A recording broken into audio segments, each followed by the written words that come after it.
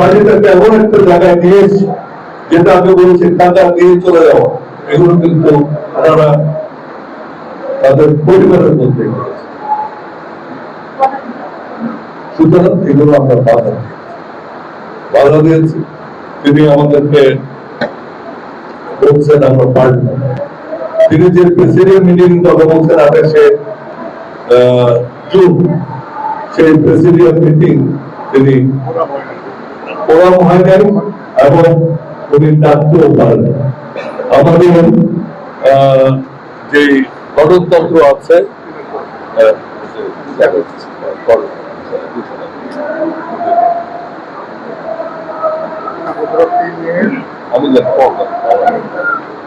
আপনারা এটার উপর তারা দেশের 3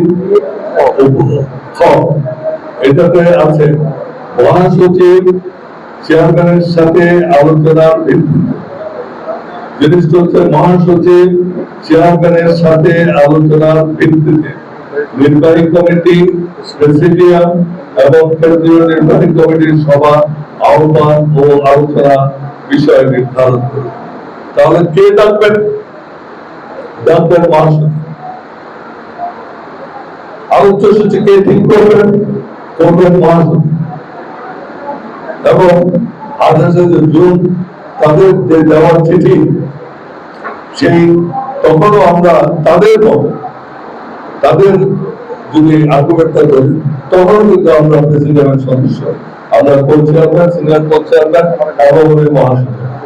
আমাদেরকে কাউকে ডাকের দিন এবং তিনি মিটিং ডাকার এখতিয়ার তার, কারণ মিটিং ডাকার এখতিয়ার হচ্ছে একমাত্র মহাসচিব এবং মহাসচিবের দায়িত্ব হচ্ছে তার সাথে আলোচনা।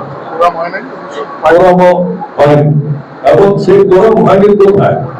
ওদিন 5 জন ঢুকিয়ে 5 জন সদস্য, 7 জন সদস্য তারা বাইর করলো, 5 জন ঢুকালো, সেই 5 জনকে দিয়েও তারা করতে পারে। সুতরাং সেই প্রেসিডেন্ট মিটিং এর গ্রহণ দিয়ে যে সিদ্ধান্ত দেওয়া হচ্ছে, এই সিদ্ধান্ত সম্পূর্ণরূপে বেআইনি এবং অবৈধ। সুতরাং আমি মনে করি আমরা এখনো পার্টিতে সর্বদা বহাল আছি এবং মহাসচিব আমাদের মুজিবুর শূন্য এবং আপনারা দেখেছেন পার্টি ভাঙার অভিযোগ আমাদের বিরুদ্ধে আসছে। আর আমাদের চিঠিতে দিয়েছে যে আমরা পার্টির বিরুদ্ধে আমরা কাজ করছি। পার্টির বিরুদ্ধে কি কাজ করছি? আর সবচেয়ে বড় জিনিস হচ্ছে আপনি যখন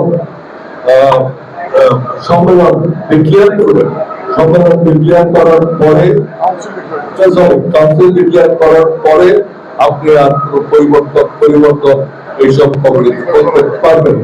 কেন করতে পারবেন আমি বলি, আপনি কাউন্সিল ডিক্লেয়ার করবেন, আমি নিজেকে ক্যান্ডিডেট ঘোষণা করলাম, তখন ওই চেয়ারম্যান তো আমাকে বের করে দিতে পারে, তাহলে তার কোনোদিন এখানে কোনো